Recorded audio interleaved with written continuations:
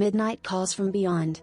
The clock in the studio glowed 2:13 a.m., and Rick's voice, smooth as static, floated over the airwaves of WMDR 104.3, the Midnight Hour. He'd always loved the hush of late nights, the way the world seemed to hold its breath.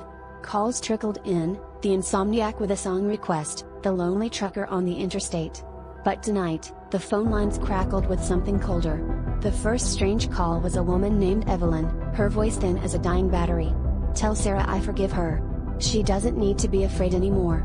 Rick jotted it down, thinking nothing of it, but when he asked for a callback number, the line went dead. The requests grew stranger.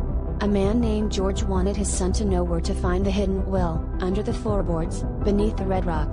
A little girl, her speech slurred and full of static, asked Rick to tell her mother to stop waiting at the window.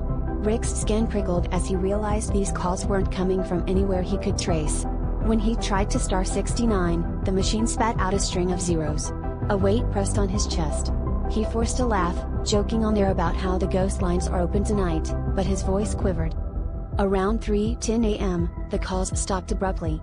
The studio fell silent save for the hum of the equipment and the faint echo of his own heartbeat in the microphone.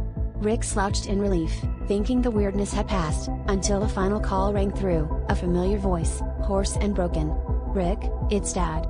I need you to listen."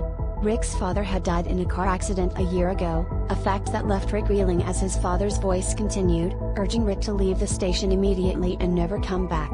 "They're coming for you, son. You open the door." The studio lights flickered, plunging the room into darkness. Rick stumbled toward the exit, but the door wouldn't budge.